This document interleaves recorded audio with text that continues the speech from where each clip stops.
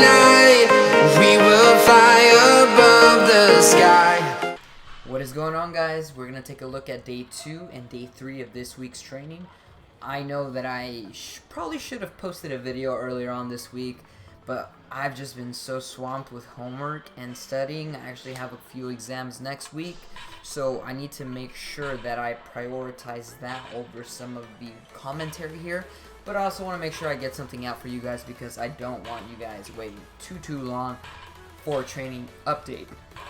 So you guys are currently looking at day 2, and this day is super easy.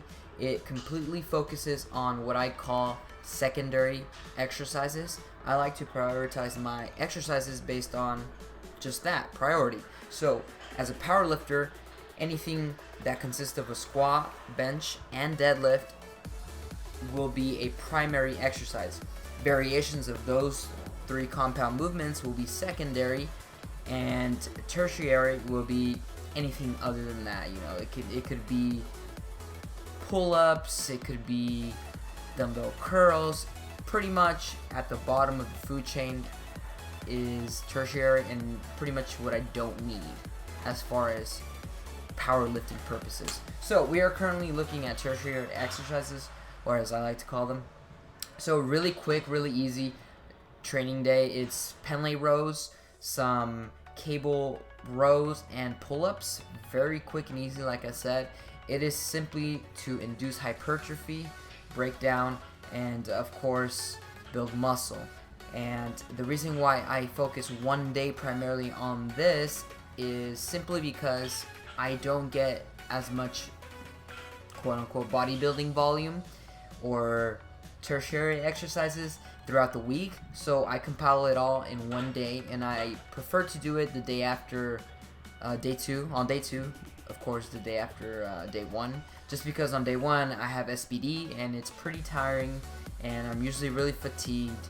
So bodybuilding style exercises work really well the next day. Anyways, we're looking at day 3 now. I'm a little behind on the commentary, but we're gonna roll with it. You're currently looking at my second set of bench press. On this particular day, we're working with 255 pounds for 4 sets of 5 reps, and they moved relatively fast. The weight moved really well. It felt really light. It was a pretty decent day, and I say decent because technique was not 100%. I did feel a little awkward with the unrack, and that made things a little bit more difficult with the bench press. So it wasn't a straight A, but I'd say we'd give it a B in total. So moving on with deadlifts, this was the second exercise, and on this day it called for a 4x4 with 450 pounds. So we're going heavier on deadlifts now. We're actually going heavier on everything else, as you guys probably have seen from the previous video. Now I want you guys to do something. I want you guys to go ahead and look at week 1 from block 1 and compare it to week 1 of block 2, which is what we're looking at right now. And you're going to see a huge poundage difference in weight.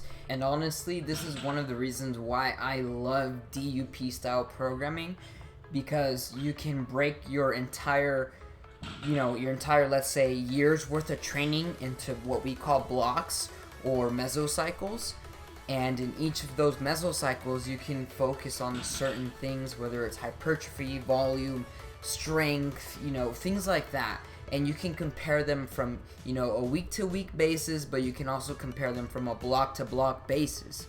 And I know these are fancy terms, so I'm actually going to make a separate video talking about macrocycles, mesocycles, microcycles, and how you can actually implement them into your training for, let's say, 6 months to 12 months and help you essentially prioritize your goals. So that is it for this commentary. If you guys like this video, please make sure to like the video, subscribe to the channel if you're not subscribed, and I will catch you all in the next one. Thank you guys so much for watching.